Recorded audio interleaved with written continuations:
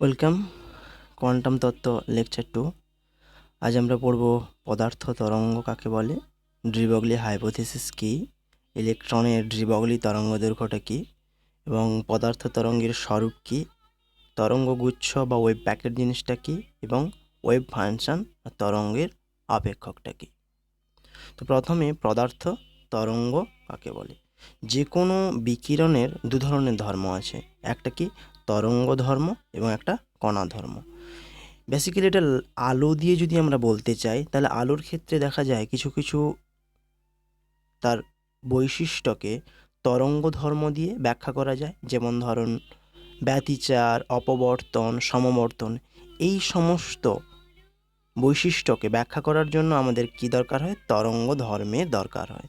যেরকম ওয়েভ, যে কোনো একটা জল বরাবর যখন একটা ওয়েভ তৈরি হচ্ছে সেটাকে ব্যাখ্যা করার জন্য কি ব্যতিচার, অপবর্তন এবং সমবর্তন। কিন্তু কণাধর্মীর জন্য আলোক তড়িৎ ক্রিয়া, কৃষ্ণ বস্তুর বিকিরণ, পরমাণুর বর্ণালী, এ সমস্ত কিছু ব্যাখ্যা করার জন্য যে কোনো বিকিরণের কণা ধর্মকে নেওয়া হয়। এই যে কোনো বিকিরণের এই দুটো ধর্ম, একটা হচ্ছে কি তরঙ্গ ধর্ম, একটা কণা ধর্ম, একে বলা হচ্ছিল কি দ্বৈত সত্তা। যখন একটা পদার্থ অর্থাৎ একটা কণার তরঙ্গ ধর্মটাকে নেওয়া হচ্ছে তখন তাকে কি বলা হচ্ছে পদার্থ তরঙ্গ। কি না, যখন একটা পদার্থের তরঙ্গ ধর্মটাকে নেওয়া হচ্ছে তখন তাকে কি বলা হচ্ছে তার পদার্থ তরঙ্গ। এখানে কি যখন আমি এই লিকুইড ড্রপটার কথা ভাবছি তখন এটা কণা, আর যখন এই ওয়েভটার কথা ভাবছি, ওয়েভটা কি অসংখ্য কণার সমষ্টি, তখন এটাকে কি বলা হচ্ছে তার তরঙ্গ ধর্ম। এর ব্যতিচার, অপবর্তন আর সমবর্তন যদি না হয় তাহলে কি এর তরঙ্গ ধর্মটাকে আমি প্রমাণ করতে পারি। এবং যখন এই লিকুইড ড্রপটার কথা ভাবছি তখন কি এই ক্ষেত্রে এটা কণা ধর্ম। এই কণা ধর্মকে কাজে লাগিয়ে আলোক তড়িৎ ক্রিয়া, কৃষ্ণ বস্তুর বিকিরণ, পরমাণুর বর্ণালী ইত্যাদি ব্যাখ্যা করা সম্ভব হয়। তো এই পদার্থের দ্বৈত সত্তা অর্থাৎ যে কোনো একটা কণা তরঙ্গের আকারে আচরণ করবে, এটা এলো কথা দেখতে 1905 সালে। 1905 সালে ম্যাক্সওয়েল বললেন কি E=H নিউ, এবং এই একই তত্ত্বকে কাজে লাগিয়ে 1913 খ্রিস্টাব্দে সায়েন্টিস্ট বোর বলেন যে কোনো অ্যাটমের ক্ষেত্রে তার অরবিটগুলো কি কোয়ান্টাইজড, তাদের এনার্জিগুলো কোয়ান্টাইজড, অর্থাৎ যে কোনো অরবিটের জন্য এনার্জিটা একটা নির্দিষ্ট।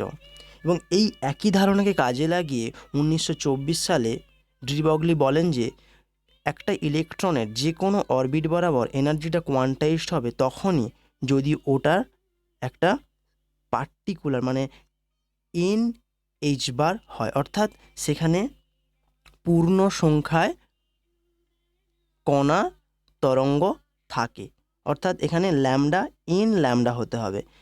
এন সংখ্যক, এনটাকে কি অবশ্যই একটা পূর্ণ সংখ্যা হতে হবে, তখনই কেবলমাত্র এর এনার্জি স্তরটা কোয়ান্টাইজড হতে পারবে।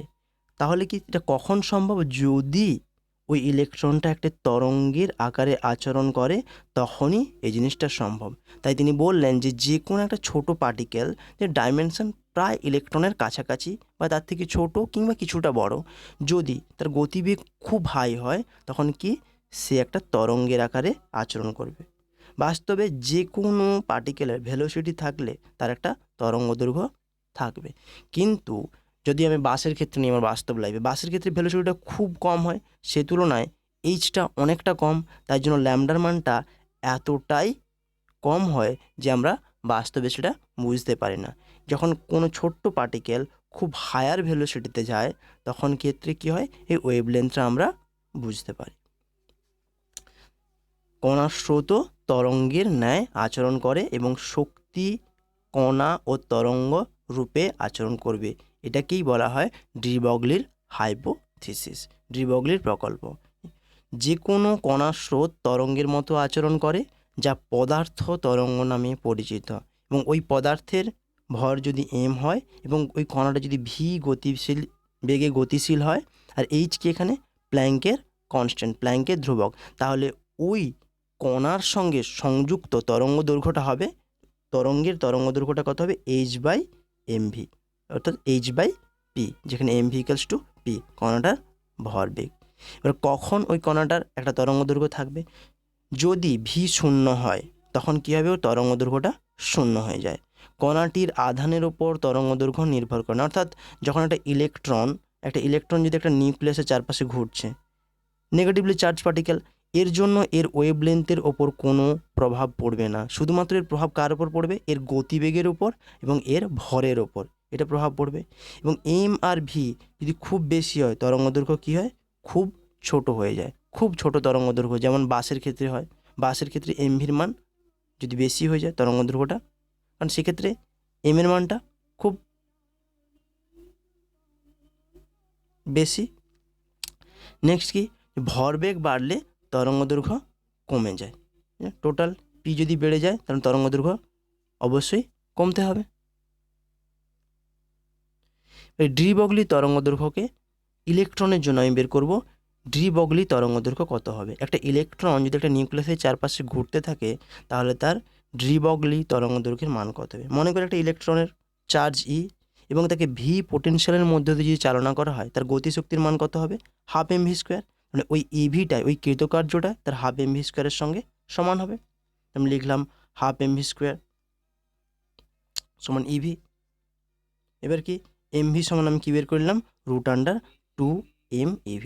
এখন আমরা ডি ব্রগলির হাইপোথিসিস থেকে কি জানি, ল্যামডা ইকুয়ালস টু h/mv। এটা আমি এখানে পুট করে দিলাম, lambda equals to h/√2m/ev। M এর মান আমি জানি, ইলেকট্রনের ই এর মান জানি, হ্যাঁ, ভিটাকে আমি বাইরে বের করে রেখে দিলাম, মান বসিয়ে দিলাম, এইচ এর মান বসিয়ে দিয়েছি প্রত্যেকের মান। এটা কত পেলাম, 12.27/√v × 10⁻10 মিটার। তাহলে কত হলো, 1 অ্যামস্ট্রং সমান জানি 10⁻10 মিটার। তার মানে হচ্ছে 12.27/√v অ্যামস্ট্রং।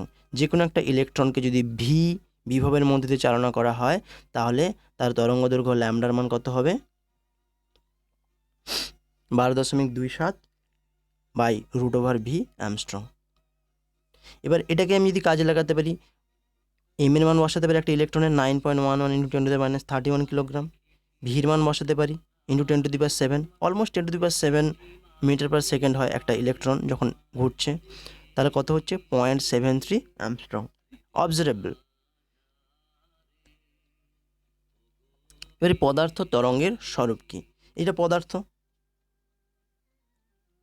যখন ওয়েভের আকারে বিহেভ করছে তখন এরকম হচ্ছে, আর যখন আমি পদার্থ আকারে করছি তখন এরকম। এটা কি কণা ধর্ম, এটা কি এর ওয়েভ ধর্ম।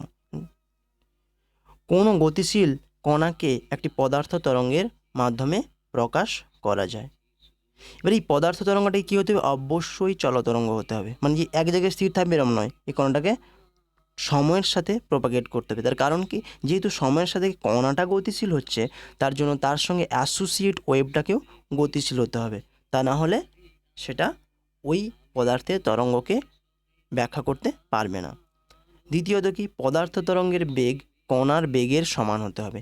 কণাটার গতিবেগ যা, পদার্থের তরঙ্গ মানে পদার্থের সঙ্গে সংযুক্ত যে তরঙ্গটা তারও গতিবেগ একই হতে হবে, এবং কণাকে কোনো একটি নির্দিষ্ট সময় একটা নির্দিষ্ট স্থানে থাকতে হবে, লোকালাইজড হতে হবে। তার কারণ কি, কোনো একটা, এটা বাস্তবে অসম্ভব যে কোনো একটা নির্দিষ্ট সময়ে কণাটা সারা তরঙ্গ জুড়ে আছে, এটা হতে পারে না।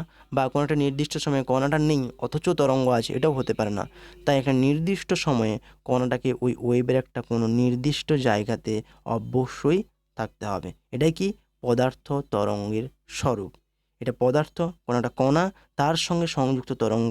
এটা যখন আমি কণা ধর্ম নিচ্ছি তখন এইভাবে বিহেভ করছে, যখন তরঙ্গ ধর্ম নিচ্ছি তখন ও এইভাবে বিহেভ করছে। লাইটের ক্ষেত্রে সে একই। লাইট কি, এখানে এইদিকে লাইট একসময় পার্টিকেল আকারেও নেচার করছে, একবার ওয়েভ আকারেও নেচার করছে। যখন আমি তার প্রতিফলন, প্রতিসরণ ইত্যাদি নিচ্ছি তখন কি, ব্যতিচার, অপবর্তন, তখন একটা আলো ওয়েভ আকারে কাজ করছে, একটা তরঙ্গ আকারে বিহেভ করছে। যখন ফটো ইলেকট্রিক এফেক্ট নিচ্ছি, আলোক তড়িৎ ক্রিয়া, কৃষ্ণবস্তুর বিকিরণ, তখন কি হচ্ছে, সে কণা আকারে আচরণ করছে। এটুকুই।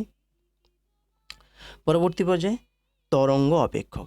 আমরা ক্লাসিক্যাল মেকানিক্স অনুযায়ী যে কোনো একটা বস্তুর অবস্থান নির্ণয়ের জন্য আমরা কি করেছি, সেই x = vt। যে কোনো সময় টিতে কণার বেগ যদি ভি হয়, তাহলে যে কোনো একটা নির্দিষ্ট সময় পর কণাটার অবস্থান কোথায় হবে পেয়ে যাব। কিন্তু এখানে যেহেতু কণাটা কি একটা ওয়েবের আকারে প্রপাগেট করছে, তার জন্য একটা নির্দিষ্ট সময়ে ওর গতির সমীকরণ প্রকাশ করতে হবে। এভাবে তো আমি প্রকাশ করতে পারবো না।